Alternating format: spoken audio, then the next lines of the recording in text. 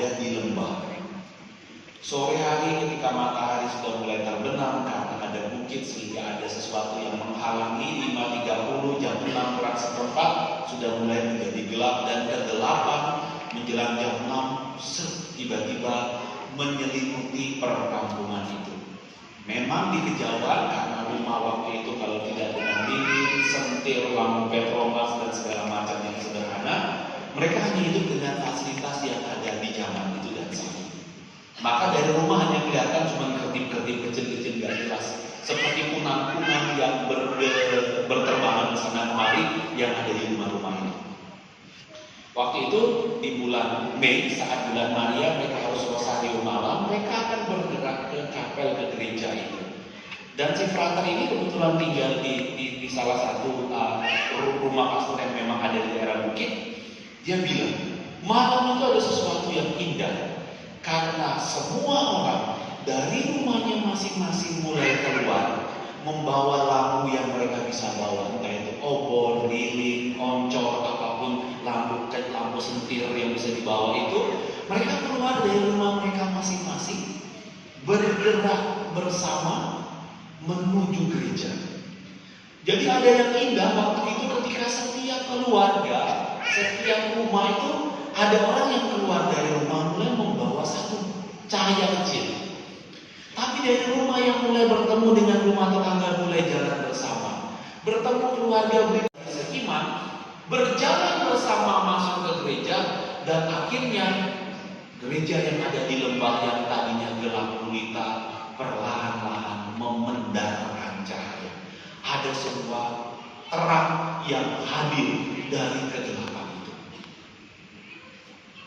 Kegelapan itu diusir karena setiap pribadi, setiap rumah mempersembahkan cahaya kecil, membawa cahaya kecil, dan akhirnya ketika cahaya-cahaya itu dijadikan satu, terang hadir, kegelapan lenyap, doa dimulai.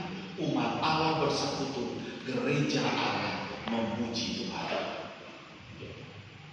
Baik Injil maupun bacaan pertama hari ini mengingatkan kita bagaimana kita diundang menjadi terang. Bagaimana waktu dalam bacaan pertama tadi kita dengar.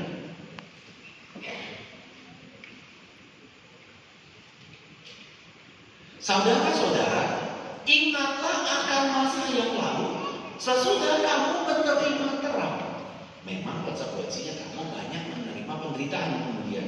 Tetapi jangan lupa, Anda menerima terang.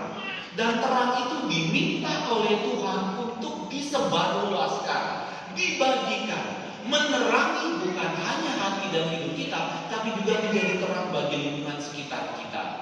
Bagi para pelajar di lingkungan sekolah, baik Bapak Ibu guru, di lingkungan sekolah, bagi mahasiswa-mahasiswi dan para dosen, di lingkungan kampus, bagi Anda yang bekerja di kantor, di lingkungan kantor Anda bekerja, bagi Anda yang bekerja di pabrik, di lingkungan pabrik di mana Anda bekerja. Kemanapun kita pergi, kita diutus oleh Tuhan dengan terang yang kita miliki dan kita jaga. Kita diajak untuk membawa terang tersebut dan memberi dampak, efek, pengaruh baik terhadap lingkungan sekitar kita. Dan itulah perutusan yang Tuhan minta dari kita. Hal yang nampaknya sederhana, tapi kesederhanaan terang yang kita terima itu kita bagikan kepada lingkungan sekitar kita, agar siapapun yang berinteraksi dengan kita menemukan dan merasakan terang tersebut, terang dari Allah yang kita terima, yang kita bawa kepada sesama. Maka kalau kita setiap minggu, atau bagi para suster dan bapak ibu yang rajin misa harian setiap hari, waktu kita datang ke tempat kudus ini, kita itu mencas kembali baterai kehidupan kita. Kita menambah kembali minyak dalam baterai kehidupan kita. Saya tadi adik-adik kecil itu yang mendampingi prosesi kami di samping, mereka hanya berhenti di luar. Tadi waktu saya melihat mereka, inspirasi yang muncul, saya komentar, wah ini seperti 5 gadis bijaksana di Injil Matius 25. Mereka adalah gadis-gadis kecil yang membawa lampu kecil yang mengingatkan kita, itulah tugas kita. Kita menjadi pribadi-pribadi membawa terang, pribadi-pribadi yang membawa harapan, pribadi-pribadi yang membantu lingkungan sekitar kita menjadi baik karena kebaikan kita bawa pulang saat kita meninggalkan gereja kita. Kebaikannya hanya tertinggal di gereja ini atau minimal sampai ke tangan. Saya percaya mungkin tidak terjadi di paroki ini, tapi di tempat lain saya konon kabarnya mendengar umat Allah ini baru selesai misa sampai di parkiran itu udah teriak-teriak, bego lu, motor lu ngalangin gua, mobil lu kemana? Kita baru selesai perayaan Ekaristi. Kita baru bertemu dengan Tuhan lewat sabda dan Ekaristi. Sampai di parkiran udah bego-begoin orang. Sedih, ya sedih. Kita baru bertemu dengan Yesus dalam perayaan Ekaristi. Sampai di parkiran udah ngomel. Sampai di mobil udah ngomelin anaknya. Weh, cepet buruan, kalau pintu gak ditutup. Seorang tua kepada anaknya. Sedih sebetulnya. Karena perayaan kudus yang kita rayakan di tempat ini, perjumpaan dengan Yesus yang harusnya memperbarui kita, sampai di parkiran udah mulai berubah. Jadi jangan mimpi kalau sepanjang seminggu di tempat kerja, di sekolah, di kampus, di kantor, kita bisa menjadi terang. Kebaik suci. Di Taiwan, waktu saya tugas di Taiwan, itu kalau pas Imlek itu, mulai dari pagi jam 7, itu orang udah ngekor. Ini kalau kita buat yang sama, kalau ini jadi kelenteng ya, dari mulai depan itu kalau Bapak Satpam ngatur itu sampai di jalan raya sana. Orang udah ngantri. Kenapa? Karena di awal tahun mereka harus datang ke tempat kudus. Mereka harus meminta berkat dari Dewa Langit. Kalau bahasa kita dari Allah. Datang ke tempat kudus, meminta ke Sang Maha Kudus merestui mereka, mengisi kembali minyak kehidupan kita agar sepanjang tahun kita menjadi terang, kita menjadi berkat bagi keluarga dan sesama kita. Tapi tahun ular, jadi di kelenteng itu pasti akan dibuat ular-ularan yang besar.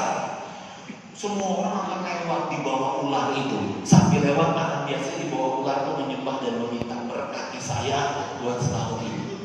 Karena lewat lambang dan gesture itu, bahasa itu, kita datang ke tempat kudus, memohon Tuhan memberkati kita, memohon Tuhan untuk menjadikan kita terang berkat bagi keluarga dan sesama lingkungan yang ada di sekitar kita. Maka kalau kita yang mengadopsi itu dengan iman Kristiani kita, sungguh layak dan pantas, benar dan menyelamatkan. Kalau dengan bahasa Reformasi, kalau di awal tahun kita datang bertemu dengan Tuhan, meminta rahmat dan berkat tersebut. Tahun baru, Imlek tahun lalu dan tahun ini, tahun yang lambang binatangnya itu kalau di Injil binatang yang tidak baik-baik. Tahun lalu ingat kita tahun apa? Tahun naga. Kalau ingat di kitab Wahyu, ada naga berkepala 10 yang siap mencapok bayi yang dilahirkan.